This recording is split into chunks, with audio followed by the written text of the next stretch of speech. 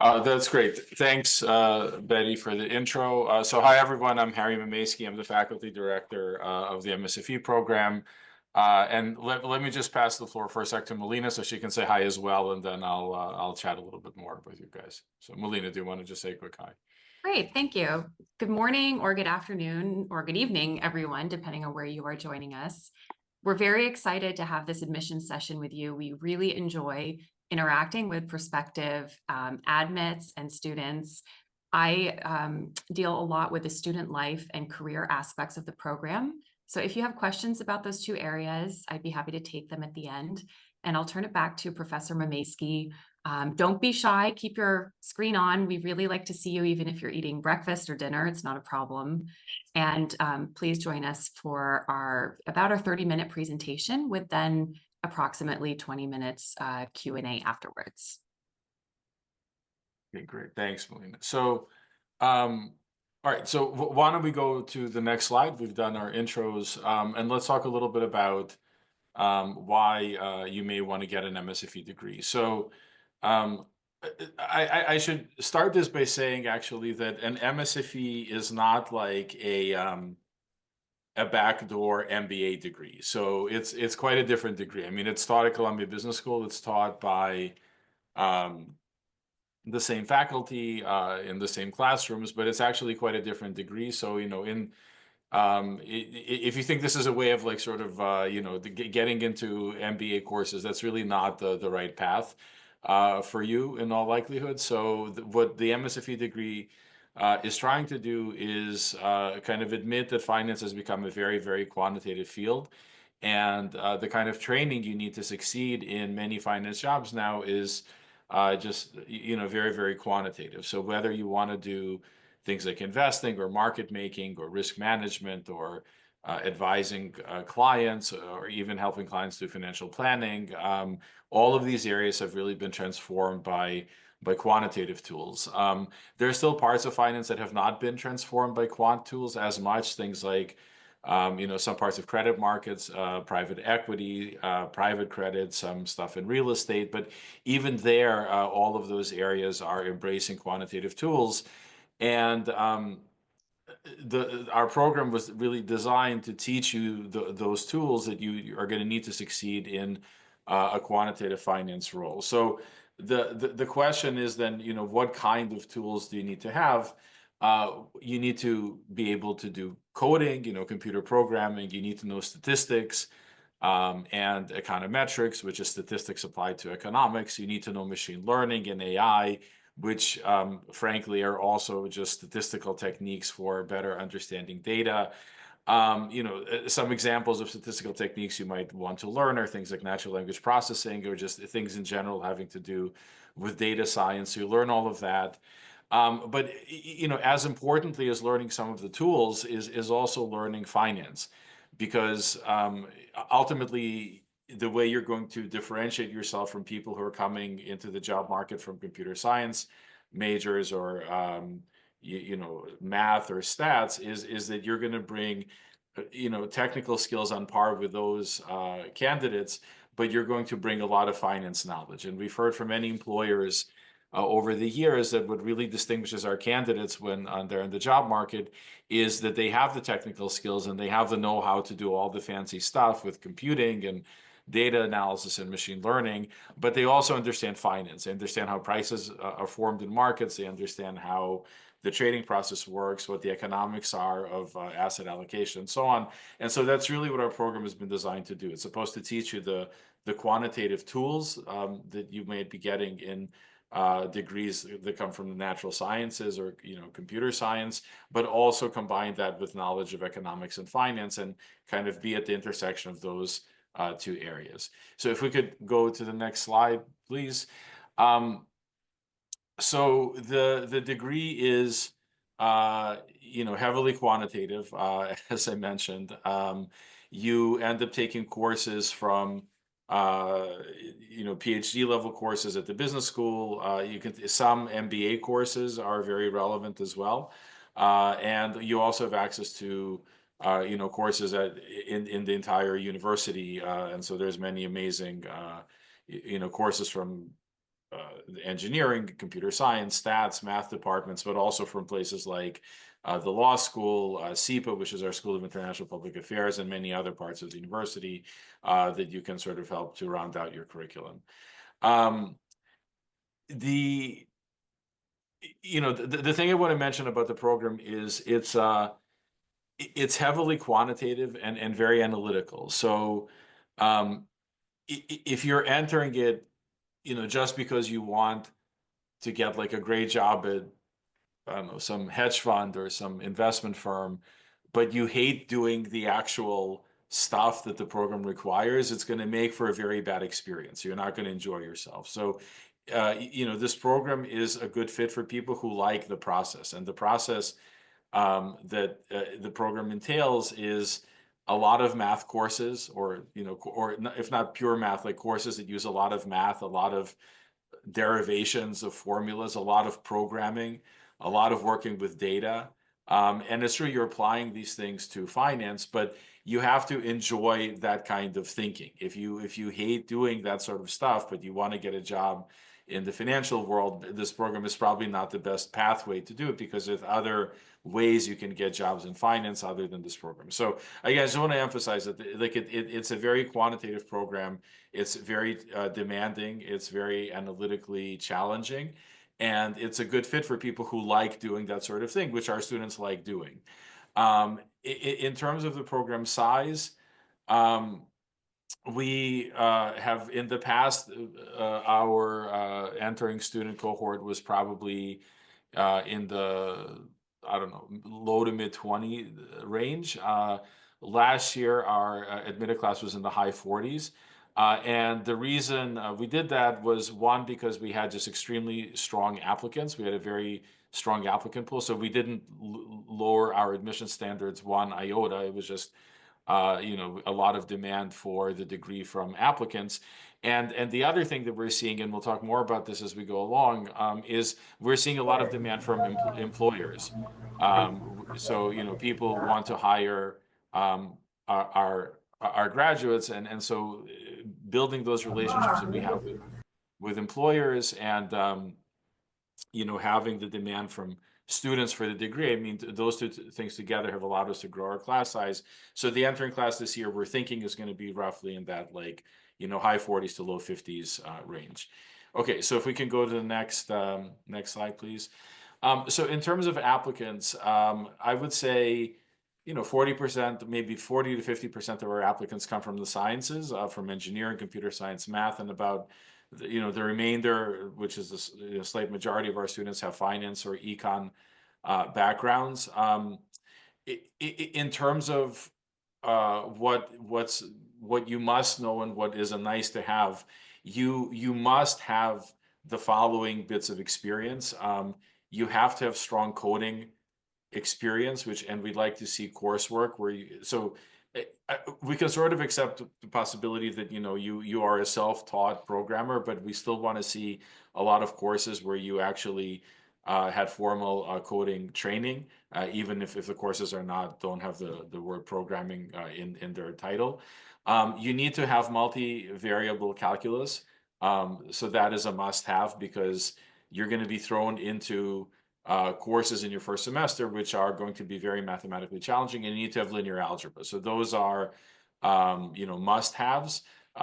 Nice to haves are things like, econ and finance coursework, and, advanced analytical courses. So like a more advanced programming classes, more advanced math courses, more advanced stats. Um, so those would be nice to have, but the absolute must-haves are strong coding background, multivariable calculus, linear algebra. In terms of our applicant pool, I would say most people come in straight from undergrad, and maybe a quarter or probably a quarter of our students come from having already worked. We have a very diverse student body, so very diverse group of people from all over the world come into our program, which is great. And ultimately, people view this as an opportunity to build up their skills, really at taking these sort of PhD level courses, but then position themselves for an opportunity to go into great jobs in industry. So that's what our applicant pool looks like. And again, we're thinking we'll be having an entering class of something like in the high 40, low 50 range. But, of course, that kind of depends on the applicant pool that we're seeing as well. Okay, so if we could go to the next slide, please. Um, so the student goals are um, mostly to get really, exciting, challenging, demanding, thought-provoking jobs, either on the buy side, which means for places like Vanguard or Alliance Bernstein, or or a hedge fund, or a quantitative asset manager, or sell side, which are your traditional like investment banking firms. And the thing to recognize about the kind of jobs that our graduates are getting is these are not the quant jobs of um, 30 years ago. Like 30 years ago, or I'm trying to think back, when did I start in this business? So yeah, I had a quant finance job in the mid 90s. So that was about 30 years ago. And back then those jobs were, very much like you had the traders, you had kind of the people who were on the investing side, and then you had the quants, and you sat like off on some different floor, and then you would talk to the traders once or twice a week, and they would say, okay, do this, do that, and you would sort of go off and write your code and to do like option pricing or some kind of risk management thing, and then you'd show them and they would use it. And there was really kind of a big gap between the stuff that the quants did and the stuff that the people on the investing side did. And that gap has really shrunk to, and not just shrunk, it has disappeared. So nowadays the people who are making decisions, the people who are actually deciding on what the investment should look like, are the quants. So to be an effective trader, to be an effective market maker, to be an effective advisor for your clients, you need to have the quantitative skills. Like, it's no longer enough to be the best at what you do. To be able to be great at Excel, and you sort of solve all the problems in an Excel spreadsheet. That Excel is not enough anymore. So you need now to be able to work with data, you need to be able to code, and you need to do these things not because you're supporting necessarily, or I mean, you will be as a junior person supporting other people, but ultimately the career path is not that you'll be supporting other people, is that you're going to be making the decisions, you're going to be making, you're going to be giving advice to the client, but you're going to be using quantitative tools to do that. So it's really changed dramatically, and the people come into the program, their goal is to get one of these jobs where ultimately they're a decision maker, but they're using quantitative tools to make good decisions on behalf of their clients or their firm. All right, so let's go to the next one. Okay, so in terms of the curriculum, let me just say, and I cannot overemphasize the following point. The first semester in the program is really, really hard. And it gets easier after the first semester. Like, that is just the state of the world in our program. When you come into the program, you're going to take an econometrics class, which is really hard, a finance theory class, which is really hard, a computing class called Computing for Business Research, which is moderate, not really hard, but moderate hard. And then most people will take a half semester course in continuous time finance, which is also really hard, and then a half semester course that follows the continuous time in derivatives, which is also really hard. So the first semester is really hard. On top of the really hard courses in the first semester, you're going to be doing a job search. That's your job search really begins over the summer. And we'll talk a little bit more about that, but it'll sort of hit full stride in that first semester. So that first semester in the program is really, really, really hard, and then it gets easier. And in fact, we are trying to give an option to people in the first semester. It's not a done deal, but it is likely going to happen next year, where you can postpone taking continuous time and derivatives until your second year and replace that with a course called Capital Markets, which is kind of a quantitative version of an MBA class, which would make, and we anticipate a minority of students would take that path, but that would make your first semester actually quite a bit more manageable, because the continuous time derivative sequence is quite hard. But the majority of the people are going to take continuous time and derivatives. And it's a really hard semester, and then it gets easier. So in the spring semester, you're going to take half-term course in time series econometrics, and then half-term course in panel data econometrics. Again, quite challenging. A half-term course in microstructure theory, which talks about how prices are formed in markets. And then a course in which is called big data in finance, where you're going to learn how to use large data sets to answer financial problems. So basically, of the 4 courses in your spring semester, 2.5 are already accounted for, and then you'll have 1.5 that you select on your own. In your second year, you really have almost total freedom. You have to have 10 PhD level courses in the program, so that's required. But in your second year, you have much more discretion of what to take. So maybe go to the next page. Um, so in the first year, you really only have about 1.5 courses that are elective courses. In the second year, of the 8 courses most people take, 7 are truly electives. You can do whatever you want.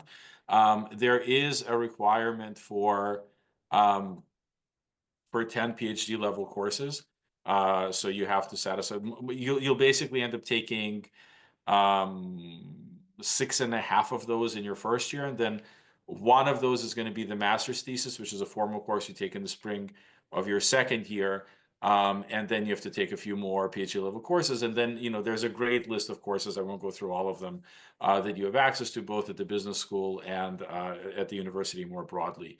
So you can look at this offline and look at our webpage for more information. So let's see, what's next?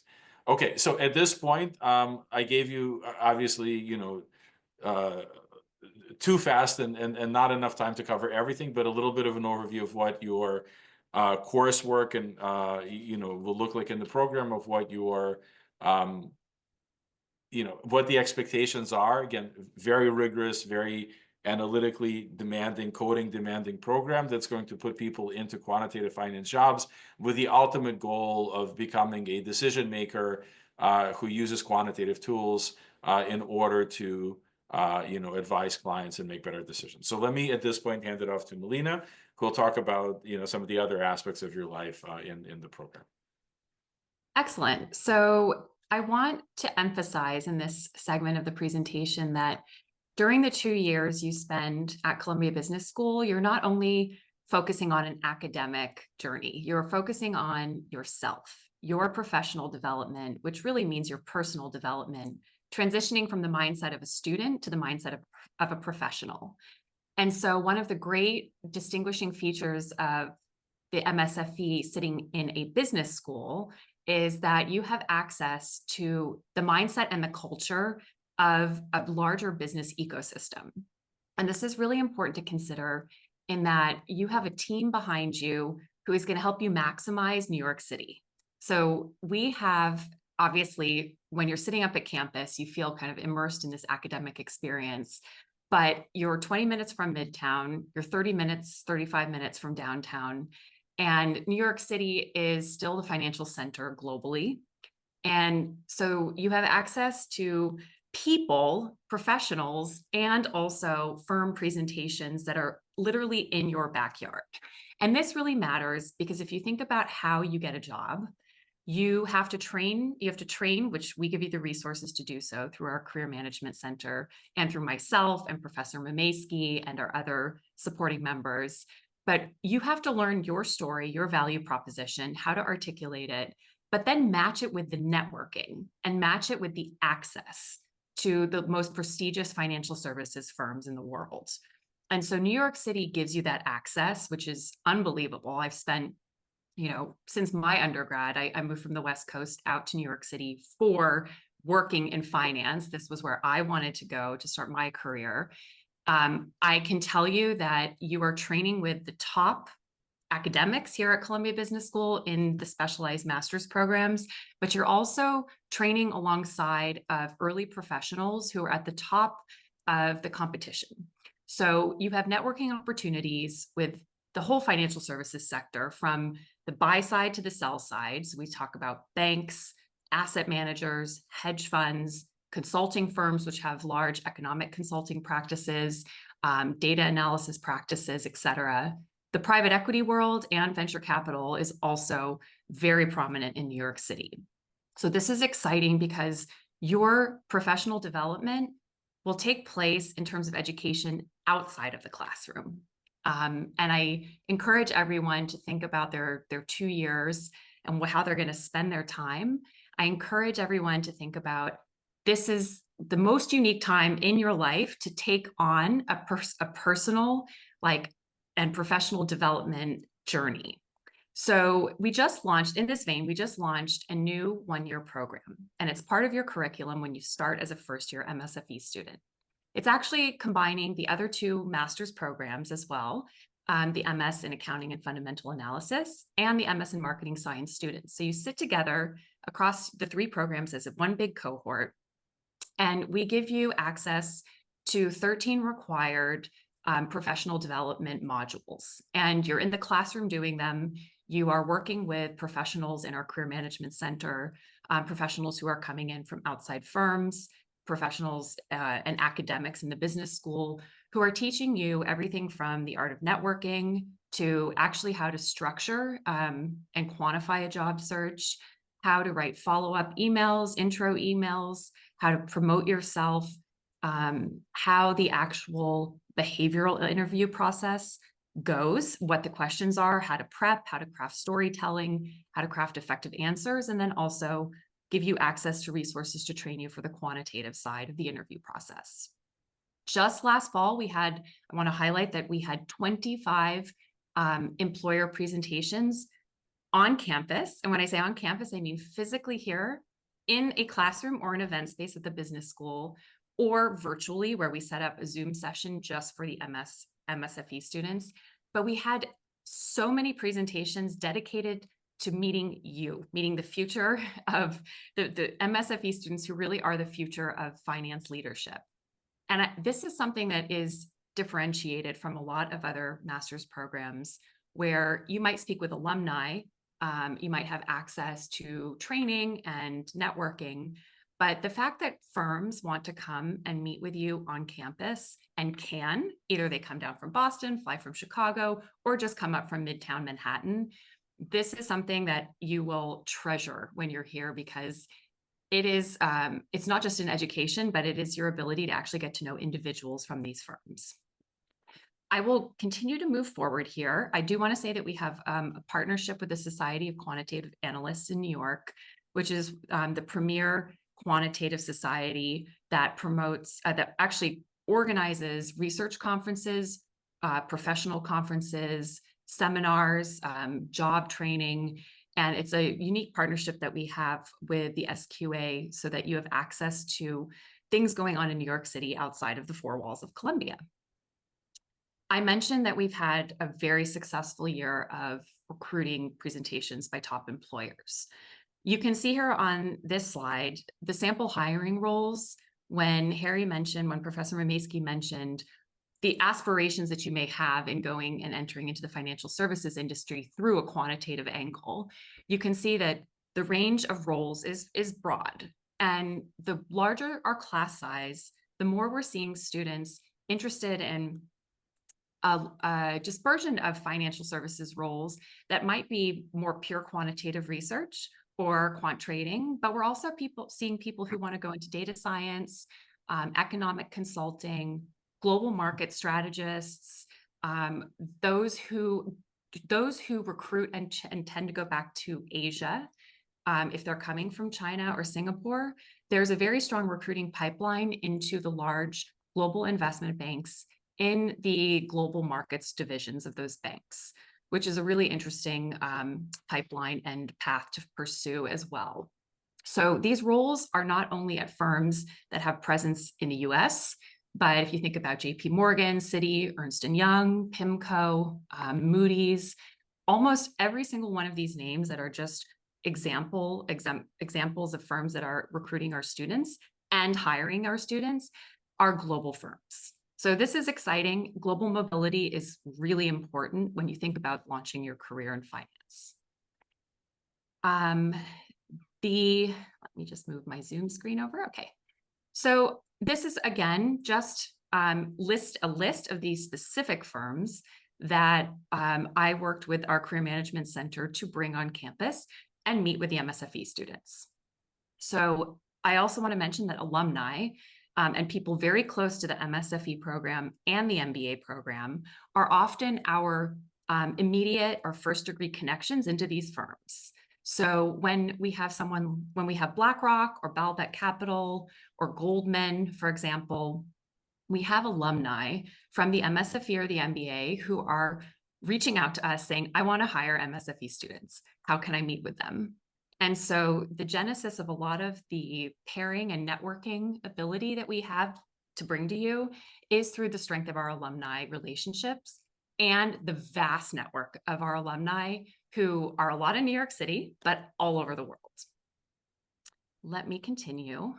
I mentioned that the experience of education outside of the classroom is a huge part of how you're going to develop your views on the world, your views of yourself as a professional, and also curate your interests and refine what you're interested in over the 2 years at Columbia Business School. So you don't have to pick a specific direction of your interests. You can, if you're interested in private equity, if you're interested in media telecom, if you are interested in technology, you have access to everything that's going on at Columbia Business School. You're just a CBS student at the very baseline. So the speakers who come on campus, the panels and the conferences are all accessible to you as well. And it's fun because you're sitting with diverse-minded people of diverse backgrounds, and you're learning different perspectives from different leaders in companies that you may not have thought about that would be interesting to your professional path or personal path at the onset of your MSFE. But this is the fun part of being in Columbia Business School, because you never know when you're going to have those aha moments or make those connections, either with your peers sitting in the audience or with the speakers that will guide you toward more fruitful and important professional decisions. I think the last thing I'd like to mention about events and the out of classroom education experience is that the Program for Financial Studies is a partner to the MSFE program. This is also a unique structure that we have in the MSFE.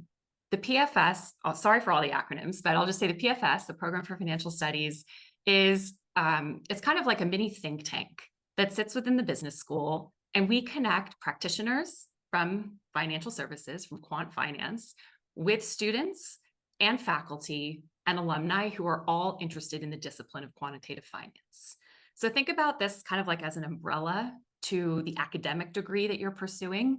And this umbrella encompasses the whole life cycle. It encompasses the student transition into the employer, the industry sphere, and then cultivating you as an alum, and then also integrating the faculty research that is produced at Columbia Business School and valued by the financial services industry, connecting all of those components and bringing them together to produce seminars and conferences and panels. And I mentioned a few in the last bullet point, but we host economists, we host chief investment officers, CEOs, hedge fund founders. We like to interview in a fireside chat format where it's more of it's a two-person discussion in front of an audience, picking their brain, picking the experts' brains in order to learn what's happening real time in the economy, real time in the markets. So this is pretty cool. And Professor Mamaysky and I oversee the PFS as well. So we are very keen to match the content that we produce out of the PFS to the needs of the MSFE students.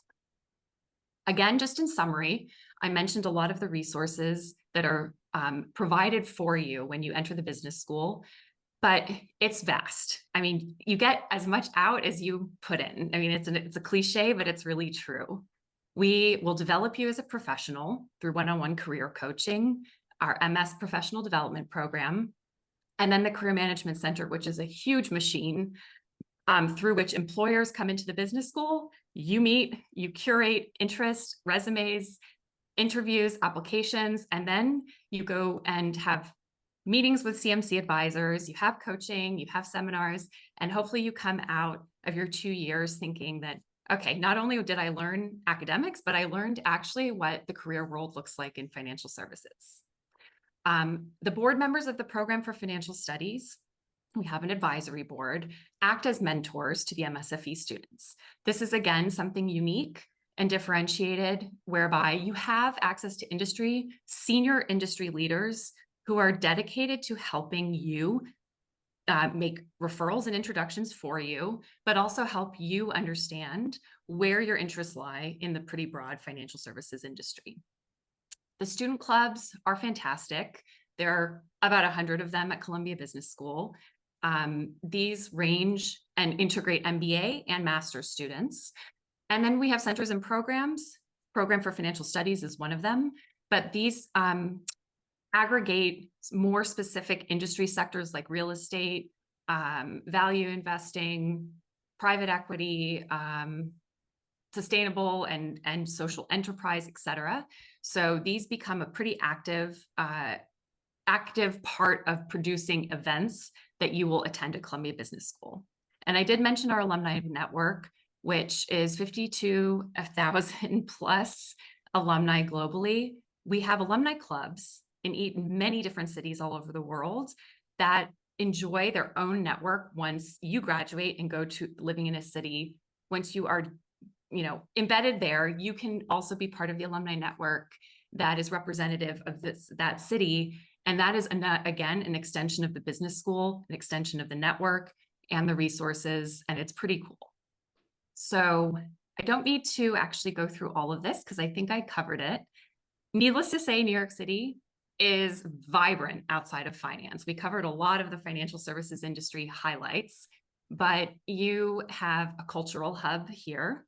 You have really incredible attractions like Central Park, Lincoln Center, Wall Street, Hudson Yards new development, and then the other parts of New York City that you'll just find an affinity with based on your interests. So whether outside of the classroom, whether it's sports, the arts, music, nature, food, the food scene is pretty incredible here. You will find your place in New York City. It's a very dynamic city, and it's a great place to start your career, considering that you're training with the top and entering in a global financial hub.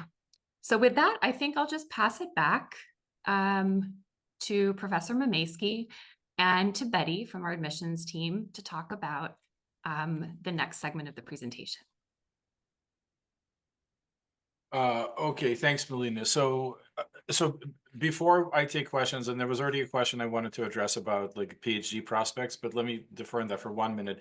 Betty, do you have anything else you want to tell people in terms of next steps and logistics and what they should be doing once we're done with the Q&A?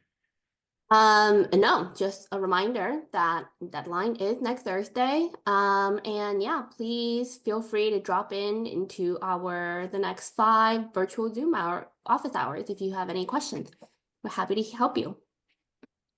Great, thank you. So there was a question in the Q&A in the chat about PhD prospects. So what I would say for a small number of our students every year, maybe 3 to 5 students, they view the MS program as kind of a stepping stone to applying to PhD. So they really, their ultimate goal is to get a PhD, and a pathway that people have had in the past is to do the MSFE degree and then apply to PhD programs. So let me just say that it's a hard path. This is not the easiest, not the easiest thing you could do with your career is to get an MS degree and then apply to a PhD. So in the best case scenario, which has happened to many students, like last year, we had 5 people who were on our kind of PhD track. 4 of them got into PhD programs, and one, actually, no, I think we had 6 people, 4 get into PhD programs, and 2 got into pre-docs, which I'll talk about in a second. So what ends up happening is if you want to do a PhD, you come in, and then after your first semester, which is really hard, just to say it again, you then begin to work as an RA for a faculty member. which, by the way, it doesn't happen automatically. You have to find those RA positions, but you would begin to work as an RA with the faculty probably in January, so like about now in your first year. And then that relationship should basically continue until November of this year, when you would be of your second year, when you are going to be applying to PhD programs. For people who do the PhD path, um, they also end up working in the new RA position in the summer. So you ideally you'd have like 2 or 3 research assistant positions before you apply. Let me just emphasize that getting the RA position isn't that easy. Like, you have to search out the faculty, you have to find them, you have to convince them to work with you. Our students have had a decent track record of doing this, but it's not a guarantee. It's not like you come in and you have 4 RA positions just waiting for you. Like, that's something you also have to find. People then apply. And last year we sent 2 people to UCLA. We sent 1 person to Oxford. We sent 1 person to Carnegie Mellon. These are all the PhD programs. And we sent 1 person to Rutgers PhD program in accounting. So the other 4 people were in finance. And then we sent 2 people. So actually, so 5 people went to PhDs and 2 people went to pre-docs. For the people who went into PhDs right away, typically it's a 6-year program. So it takes you 6 years from like entry to end until you finally get the PhD degree. So from when you enter the MSFE program, it's an 8-year process. There's 2 years of MSFE and then 6 years of the PhD program. That's about the shortest possible timeline. Some students get the MS degree and then go into a 2-year pre-doc program after the MS degree. So, for example, we have 1 student who did the MSFE who's currently a pre-doc with one of our faculty at Columbia Business School, and he's applying this year to PhD programs. I suspect he'll do quite well, but for him, it's been, he's already been at Columbia basically for 4 years before he's going to start a PhD program, which will be another 6 years. So for him, it'll end up being like a 10-year process. So there is a path, but it's a hard path. And what I always tell people who want to do the PhD is you can't do it. You can't like devote 10 years of your life to doing this, 8 to 10 years of your life, if you don't like those 8 to 10 years. Like, you have to really love the process. If you don't like the process, it's not worth it. Because, ultimately that goal of being a professor, it's not, there are many other jobs that are also good. Being a professor is not the only good job in the world. So if you love the process, if those 8 years sound appealing, like, I love learning, I love the MSFE, I love working as an RA, I love being a PhD student, I love doing research and all this stuff, great, it's the right path for you. If you don't like that stuff, but you just ultimately the only thing you want is to be a professor at the end, it's not worth it. So there is a path. It's not an easy path, but there is a path, and we have 3 to 5 students every year, maybe 4 to 6 students who are on that path, but certainly that's not the easiest thing you could possibly do. Okay, so hopefully that addresses that. So if you have other questions, please ask. Just unmute yourself and ask, and then we will try to answer. Sure. Professor Mamaysky, Yes. there are, there are 3 programs at Columbia, at least that I'm aware of, that, Yeah. that cover the quantitative finance space in some way. There's the Masters in the Mathematics of Finance, there's the MS in Financial Engineering, and there's this program. And, I think I know what academic advantages and what professional advantages this program may have as compared to the other 2, but I'd love to hear your take on the relative pluses and minuses of the other programs versus yours. Okay, so that's a great question. Yes, Columbia is in the unique position of having 3 different MS and finance programs. That's probably a record across universities in the world for how many finance programs they have. There's overlap, and frankly, for example, we work very closely with the recruiting folks in the MS, the math finance program. Like, Melina has a really good relationship with them. So we do a lot of joint events with them, actually. We also do some joint events with the MS in Financial Engineering program, but we probably have a closer recruiting relationship with the MS in Math Finance program. Each of them, there's a lot of overlap. Each of them has their own, like brand. So I would say in the engineering department, there's going to be more like machine learning, AI, kind of data optimization courses because that's what they know. So there they have a few faculty who do finance, like Agostino Caponi is great. He's in the engineering school, but does predominantly work in finance. But most of their people are not finance people. I mean, some have interest in finance, but that program is going to look a lot like engineering. Like it's going to look a lot like an OR degree, frankly, with applications to finance. The math one is going to do more. Like you'll do machine learning and data science with us as well, and you'll do continuous time with us as well. But if you take the math finance, you're going to do more continuous time. Like there's going to be more of that because that's their expertise. So our expertise is more like on the finance business applied side of things, and the math one is more on the math side, and the engineering one is more on like the optimization operations research side of things, but there's a lot of overlap. One distinguishing aspect of our program is like the student to finance faculty ratio is the best one at our program because it's like we have, I don't know, 30 finance faculty who do finance. Whereas, in engineering, they probably have 3 or 4 people who largely specialize in finance. And in the math department, probably they have like, I don't know, 2 or 3 people. So from that perspective, we have more like, finance folks.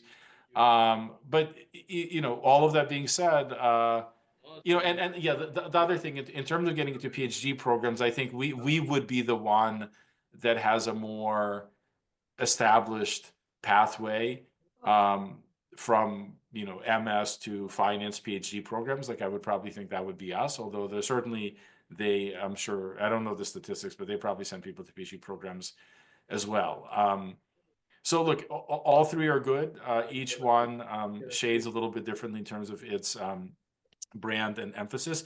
And I think the best solution to this question is like, look at the courses that are offered in our program. Like you can see it on our website, the MSFE website. Look at the courses offered in their program and just see which ones are more appealing to you. Like if you see the courses and you say, oh yeah, the math finance has like 10 courses I want to take, and I'm excited to take all of them, maybe that's a better program. If you look at our course offerings and say, oh yeah, I want to take a course in private equity, behavioral finance, and so on, like if those things are more appealing to you, then our program is a better choice. So I think it ends up being in part of it is like what appeals to you. The other part of it that I think is relevant is Columbia Business School has a much more extensive alumni network than the other 2 programs. I mean, they have their own alumni network, like of their own MS graduates, and we have our own alumni network of our own MS graduates. But in addition to that, we have like 50,000 Columbia MBAs working all over the world in business and finance roles. And they probably don't have as extensive an alumni network in finance jobs as Columbia Business School has. Thank you so much. Yep. Okay, great. Thanks, Evan. So any other questions? Hi. Hi. I'm currently working in London in asset management, and as you mentioned, I think the quantitative aspects in finance is becoming more and more important, and that is what I wish to learn from attending this program. But I graduated from London School of Economics, and I wouldn't say I have a strong coding background that you mentioned, though I have taken some basic Python courses on like Coursera before, and I'm willing to take if needed before attending the program. Would you say that is an absolute no as an applicant, or is there something that you recommend that I do before applying? Right. So it's not an absolute no. With coding, we kind of understand that there are people who come into our program who never had a formal coding course, but who did like econometrics or data science or other courses that used coding heavily.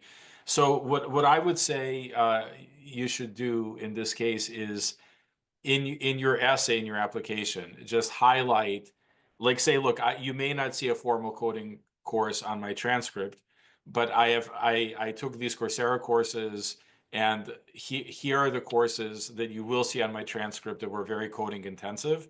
So we just understand that you have that background. So I would say that's what you should do. And then to the extent that, frankly, it sounds to me like you would be fine. Like if you've already taken intro Python courses, by the way, in the summer before you enter, we ask people to take an intro Python like refresher, that like an online course that will cover some of the basics. And when you come in, we have like this 2-week boot camp. In the boot camp, we also teach like a Python kind of or coding sort of refresher, or I don't know if it's a refresher, but give you a sense of what coding in finance might look like. And I think it's just important to explain to the admissions committee that you have the background, but it may not be completely obvious where it is. So you just have to explain to people where your background comes from. Great, thank you.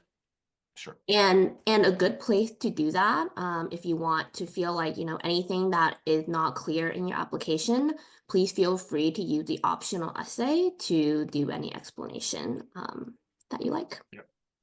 Great. Okay. Any other questions? How many of the master students publish their thesis, and like how many publications are coming out of either the master students or the doctoral students? So yeah, I mean the number of publications for the master students is, I mean, it is quite low. Like most master students aren't interested in publishing their thesis. Some, on occasion, we do get that. So we have, if we have one student, for example, who is now doing a pre-doc at Berkeley, who wrote some, pretty sophisticated like stats papers when he was a master's student, and then has been presenting them at conferences. So I'm sure they'll get published somewhere.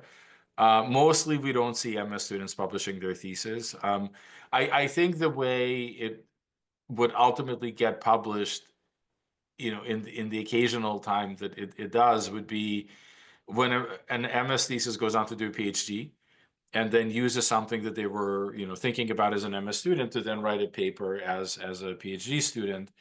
So that would be a much more common pathway. The PhD students do publish. I mean, I think by the time PhD students are on their job market in year 6 of the program, most of them will have at least one publication or one paper that's like somewhere in the revise and resubmit process, or that's been accepted but not yet published. So PhD students typically will go on the market with several late stage papers, and maybe one or two that are kind of either accepted or in revise and resubmit format. But that's like that's 2 years MSFE plus 6 years of PhD training. So it's about 7 years into the process that people start getting publications. I mean, the other way that people get publications, and this has happened to me with a few students, is that you hire a student to work as an RA, and then they do such a great job that you make them a co-author. So one of my co-authors on a paper that recently got published was a formerly an MSFE student who went to get her PhD at Chicago, is now a professor at Texas A&M. And we just published a paper that she began to work on as an RA when she was in the MSFE program. So sometimes you get publications through that channel, but all of these like publications are probably 6-7 years after you start the MS program. So the timeline is a little bit crazy. Thank you so much. Yeah. All right. Other questions? Professor Mamaysky, we have a question in the chat box asking about breaking into the asset management space and how to choose between MSFA versus MSFE. I think it probably depends on what in asset management you want to get into, but do you want to touch on that? Sure. So, yeah, MSAFA, which is our kind of cousin degree, is less quantitative and more focused on, like kind of traditional company valuation tools. Like, so it's much more accounting focused. There's much more looking through balance sheets and looking through cash flow statements and income statements, and a bigger emphasis on, how do you take information about a company, come up with a valuation for the company. So those people, again, I'm not as conversant in their job placements, but they typically would get like a typical job would be like they go work for, a sell side equity research person. Like they get hired by the person who covers the TMT space, telecom media technology space for some bank, and they're a junior analyst on that team, and they'll typically have, like more technical skills than undergrads would have, and they'll have coding skills and data skills, and so now like the traditional like equity valuation tasks require those kind of skill sets, so that's what they bring to the table. Our students would more be getting jobs with some overlap. Like certainly we've placed students into those kinds of jobs as well, but we'd also put students into jobs that are doing more statistical analysis, like more kind of factor type trading strategies, not looking at an individual company, but looking at baskets of companies, looking at different asset classes like asset allocation between the stocks and bonds, US, international, looking at the derivatives pricing, portfolio optimization problems. So finance is a big area. I think the MSAFA would be more focused on the very narrow question, not that not narrow in the bad sense, but the very focused question of, here is NVIDIA, how do we value this company? Like, what are all the things you need to think about to value NVIDIA? Whereas with us, we may place someone into a role working at Vanguard in their like retirement solutions team, where they're building like investment products for 401k plan participants, or other kind of retirement products. That's one example of a kind of role. So overlapping knowledge, but kind of different ultimate placements. And the other thing to say is getting a job in any of these places is very hard. Again, I don't want you to think that you're coming here and you will be handed stuff on a silver platter. That is just not the case. Like, you're going to come here and it's hard to find RA positions, and it's hard to find the great jobs. People find them, but it takes effort. So we have, as Melina mentioned, we have the CMC Career Management Center. They begin to work with you over the summer, sort of prep you for the job search process. We have a lot of recruiting events, like with 20 or so employers came to recruit with us in the fall. We have more that are going to be coming in the spring. So you have to go to these events. You have to network. You have to reach out to our alumni. I posted a link to the SQA conference, but it's an amazing. I looked at the program they're having. It's an amazing conference. You would want to go to that conference. Actually, you'd want to be there, meet people, say, look, I'm a student. This is what I do, and meet folks. And so like the networking, the alumni outreach, the going to recruiting events, like all of that is part of the job search process. And so people get good outcomes, but they don't get good outcomes because it's handed to them. They get good outcomes because they work really, really hard for it. So we give you those skills, but I don't want to mislead you into thinking that you come here and immediately you're going to get hired by Goldman to lead their equity division. Like, that's not what happens. So it's hard. It's hard to get into PhDs. It's hard to get the great industry jobs, but we give you the tools and the knowledge you need to get that. So you'll have the tools, but it still requires a lot of effort on your part to actually succeed in doing that. All right, we have one. Let's say if there's one more question, let's take one more question, and then we'll wrap it up. And as Betty said, they have office hours, and you can reach out and ask further questions. Any other questions? We have a new question in the chat box around for students interested in central banking, monetary policy, and macrofinance, what would be good professional career paths after completing the master's program? Sure. So, you know, a good path would be to get hired by one of the, you know, like one of the regional Federal Reserve banks in the US, or the board, or places like the ECB, the Bank of England, IMF, like World Bank. You know, all of these places have very big research groups. So if this was the goal, then I think applying to those jobs, you know, would be the pathway. You know, in all honesty, we don't typically place people into those kinds of jobs. Like, that isn't our typical placement. The way our students get into central banking is we often have a lot of students who come to us from a central bank. Like, for example, Bank of Mexico, we have a good relationship with. So they come to us from Bank of Mexico. Bank of Mexico pays for them to study here, and then they go back to the Bank of Mexico. So that's been a pathway. You know, what I've noticed is a lot of the like, at least in the US, a lot of the Fed hiring that they do come from PhD programs.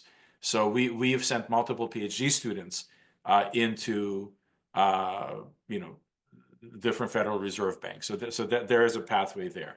You know, do they hire MS students? It's not the most typical. You know, never say never. Like, I'm sure it happens, but it's not one that we see that often. You may want to talk to master's programs in economics. Like, Columbia has one of those as well. Like, maybe they have a closer pipeline into central banks. You know, and the other thing I would say is, if you're interested in these areas, there are a lot of research shops in industry that do macro policy, you know, that look at, you know, monetary policy, central banking types of questions. But again, that's a very narrow sliver of the finance industry. So, like, you could get lucky and just get hired, you know, into the economics group at Bank of America or Wells Fargo, and kind of work on those kinds of questions. But that isn't the most typical pathway for us. And in my own kind of experience, I see that those types of institutions tend to hire a lot of PhD students. Okay, so guys, thank you for showing up. Hopefully we've given you some information to chew on, and good luck with everything. And you know, reach out if you have further questions. And otherwise, happy 2025, and good luck in this process for everyone.